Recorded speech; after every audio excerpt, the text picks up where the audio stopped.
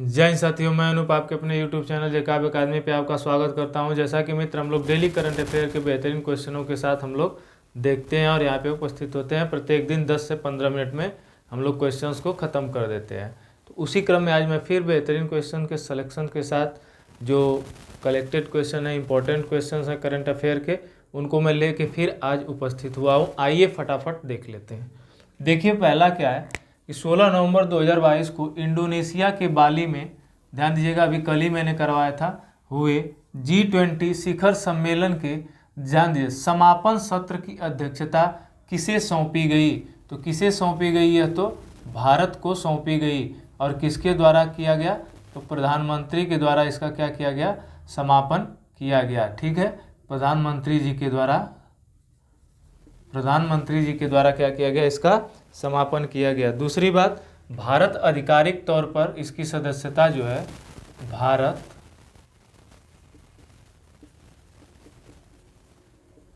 आधिकारिक तौर पर इसकी सदस्यता आधारित तौर पर 1 दिसंबर 2022 को G20 की, ठीक है, G20 की अध्यक्षता ग्रहण करेगा। क्या? अध्यक्षता ग्रहण करेगा। ठीक है, अध्यक्षता ग्रहण करेगा। तो यह अध्यक्षता ग्रहण करने के बाद फिर यह कहाँ पे, इसका मतलब अर्थात है, अर्थात इसका कहने का मतलब है कि 2023 में जो होगा G20 शिखर सम्मेलन, ठीक है, वह कहाँ पे होगा? तो 2023 में G20 शिखर सम्मेलन, ठीक है, तो 9 से 10 दिसंबर, क्या 9 से 10 दिसंबर कहाँ पे होगा? न्यू दिल्ली में होगा। अर्थात दिल्ली में क्या किया जाएगा? इसका 2023 में भारत अध्यक्षता करेगा, तो इसका सम्मेलन जो होगा कहाँ पे, किस स्थान पे होगा? तो नई दिल्ली में इसका किया जाएगा। अगला है नासा के, देखिए नासा के नेक्स्ट जनरेशन के क्या चंद्रमा रॉकेट, उसका नाम होगा आर्टेमिस।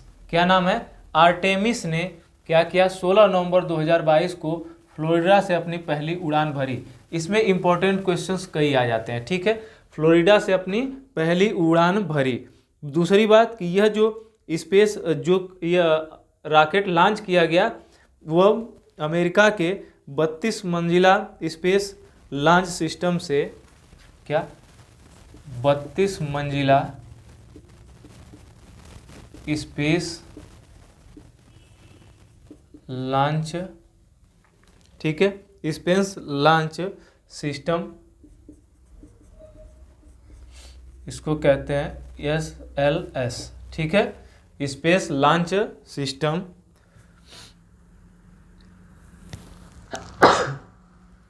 स्पेस लॉन्च सिस्टम, ध्यान दीजिएगा, ठीक है, से क्या किया गया? इसको कैनेडी स्पेस सेंटर से लॉन्च किया गया। कहाँ पे? कैनेडी स्पेस सेंटर से लॉन्च किया गया। ठीक है, दूसरी इसमें महत्वपूर्ण बात क्या हो जाती है कि इसमें एक कैप्सूल लगा हुआ है जिसका नाम है ओरियन कैप्सूल। क्या नाम है? Orion capsule. ठीक है, यह क्या कार्य करेगा? ओरियन कैप्सूल, तो यह कार्य करेगा कि बिना अंतरिक्ष यात्रियों के, ठीक है, बिना अंतरिक्ष यात्रियों के, बिना अंतरिक्ष यात्रियों के चंद्रमा का, ठीक है, चंद्रमा के चारों ओर क्या परीक्षण, चारों ओर 3 सप्ताह तक परीक्षण के बाद वापस लौट आएगा। ठीक है, अपनी तरह की एक बेहतरीन सिस्टम है। तो पावर सिस्टम ऑपरेशन अगला क्वेश्चन है क्या, पावर सिस्टम ऑपरेशन कारपोरेशन, जिसको POSO के नाम से जाना जाता है, इसका नाम बदलकर क्या कर दिया गया, ग्रिड कंट्रोलर इंडिया लिमिटेड कर दिया गया।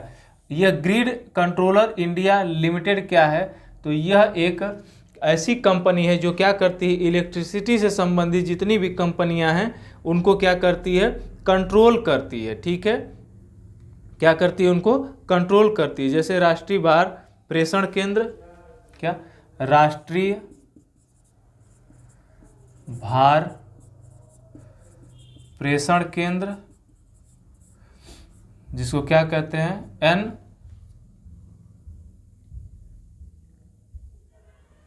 NLDC, ठीक है, NLDC। और दूसरी बात क्षेत्रीय भार प्रेषण केंद्र, इसको कहते हैं RLDC। ठीक है, इन दोनों को क्या करती है, कंट्रोल करती है और इसी के कंट्रोल के लिए यह नोडल एजेंसी के रूप में कार्य करती है। किसके रूप में, नोडल एजेंसी के रूप में कार्य करती है। ठीक है, अगला आ जाते हैं अंतर्राष्ट्रीय वित्तीय सेवा केंद्र प्राधिकरण। क्या, अंतर्राष्ट्रीय वित्तीय सेवा केंद्र प्राधिकरण, ठीक है, इंटरनेशनल, ठीक है ना, IFSCA। और RBI ने एक समझौता ज्ञापन पर हस्ताक्षर किया। इसका क्या जरूरत पड़ गई थी इस हस्ताक्षर की, तो इस हस्ताक्षर के माध्यम से क्या होगा कि जितने भी IFSCS में संचालित अधिकृत बैंक हैं, क्या हैं, IFSCS, ठीक है, संचालित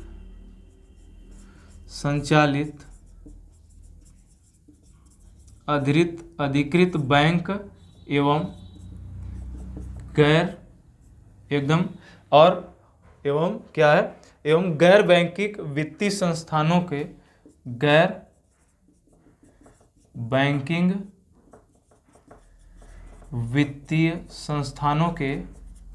वित्तीय संस्थानों के क्या करेगा, नियम और पर्यवेक्षण की जिम्मेदारी लेगा। नियमन और पर्यवेक्षण की जिम्मेदारी लेगा। ठीक है, इसलिए इन्होंने क्या किया, इससे समझौता किया। अगला क्वेश्चन है, प्रधानमंत्री नरेंद्र मोदी ने कर्नाटक के बेंगलुरु में टेक शिखर सम्मेलन, ठीक है, टेक शिखर सम्मेलन का क्या किया, उद्घाटन किया। ये अच्छा क्वेश्चन था। तो कर्नाटक के बेंगलुरु में टेक शिखर सम्मेलन का उद्घाटन किया, जिससे कि प्रधानमंत्री जी से संबंधित जितनी भी तथ्य हैं वो क्या हो जाते हैं, आपके महत्वपूर्ण हो जाते हैं, क्योंकि जानते ही हैं इनसे संबंधित तथ्यों को पूछता ज़्यादा है। आइए आगे देखते हैं। तो इसमें क्या है, भारत जलवायु परिवर्तन प्रदर्शन सूचकांक 2022 में 8वें स्थान पर हो जाएगा 2023 में जाके। उससे पहले क्या था कि जैसे कि 2022 और 21, 2000 कभी कभी पूछ देता है, 2022 और 2021 में जो भारत का स्थान था इसमें वह चौथा था, 10वां स्थान था। और वही 2020 की बात करें, 2020 में इसका स्थान चौथा नंबर का था, तो 9वां था। यह एक क्या होता है कि पहली बात, इसमें इस बार 59 देश एवं यूरोपीय संघ शामिल थे, यूरोपीय संघ शामिल थे। ठीक, दूसरी बात कि शामिल हैं, कर दीजिए शामिल हैं। और दूसरी बात इसमें क्या है कि यह क्या करती, और इसने इतने देश मिला के टोटल अकेले 90% ग्रीन हाउस गैस का उत्सर्जन करते हैं, ग्रीन हाउस गैस का उत्सर्जन करते हैं। और टोटल की बात कर दें तो अगर टोटल इसमें कितने देश होते हैं तो 63 और यूरोपीय संघ, ठीक है, यूरोपीय संघ, ठीक है। कुछ हैं देश जो क्या करते हैं, अपना डाटा नहीं देना चाहते तो नहीं देंगे, कोई मजबूर नहीं कर सकता। तो 15 नवंबर 2022 को कर्नाटक सरकार ने भारतीय राज्यों के प्रभावी शासन केंद्र के साथ क्या किया, 5 वर्षीय ज्ञापन में प्रवेश किया, अर्थात 5 वर्षीय ज्ञापन में हस्ताक्षर किया। अब इसके माध्यम से क्या होगा कि भारतीय राज्य सरकारों के कामकाज में, भारतीय राज्य सरकारों के कामकाज में परिवर्तनकारी सुधार लाना, क्या, परिवर्तनकारी सुधार लाने का कार्य करेगी, सुधार लाने के लिए इसका किया गया है। आगे देखिए, मध्य प्रदेश सरकार ने 15 नवंबर 2022 को राज्य में अनुसूचित क्षेत्रों में पंचायत विस्तार पेशा कानून क्या किया, लागू किया। और इसको लागू करते वक्त कौन थी वहाँ पे उपस्थित, तो अपनी राष्ट्रपति जी थी, राष्ट्रपति जी, ठीक। इसमें कौन है, तो द्रौपदी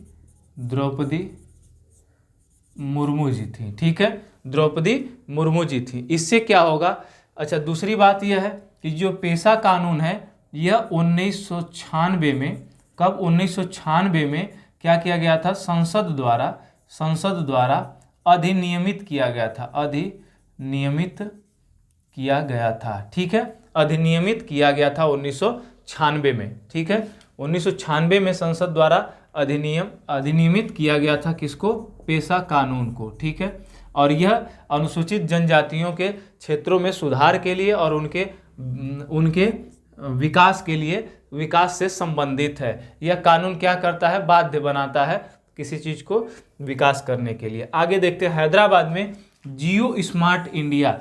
जियो स्मार्ट इंडिया का मतलब वह रिलायंस जियो वाला नहीं है, ये जियो का मतलब है ग्राफिकल, ये क्या बोलते हैं कि पृथ्वी से संबंधित है या क्षेत्र से संबंधित है। शिखर सम्मेलन का उद्घाटन केंद्रीय जल शक्ति मंत्री गजेंद्र सिंह शेखावत ने क्या किया, 15 नवंबर 2022 को किया। अब इसका उद्देश्य क्या था, तो भू स्थानिक प्रौद्योगिकियों पर, किसके लिए, तो भू स्थानिक प्रौद्योगिकियों, ठीक है, प्रौद्योगिकियों पर यह किया गया। दूसरी बात, इसमें 500 संगठनों के, कितने, 500 संगठनों के, और कौन से 500 संगठन हैं, तो भू स्थानिक प्रौद्योगिकियों के 500 संगठनों के 2500 क्या, 2500 प्रतिनिधियों ने भाग लिया, 2500 प्रतिनिधियों ने भाग लिया, ठीक है। अगला आ जाते हैं, संयुक्त राष्ट्र की वर्ल्ड पॉपुलेशन प्रोस्पेक्टस 2022 रिपोर्ट, ठीक है। यह चीज़ ध्यान देना है कि जो वर्ल्ड पॉपुलेशन प्रोस्पेक्टस रिपोर्ट जारी करता है वो संयुक्त राष्ट्र के द्वारा जारी की जाने वाली है, ठीक है।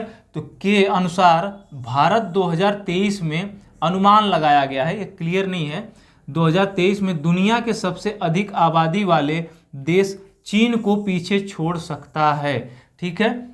ऐसा अनुमान लगाया गया है कि भारत क्या होगा 2023 में दुनिया के सबसे अधिक आबादी वाले देश अर्थात चाइना को क्या कर सकता है, पीछे छोड़ सकता है। ध्यान दीजिएगा, ऐसा अनुमान लगाया गया है कि जो 2050 आते आते जो भारत की जनसंख्या होगी वह कितनी हो जाएगी, तो 1 कितनी हो जाएगी बताइए, 1.678 बिलियन हो जाएगी, ठीक है।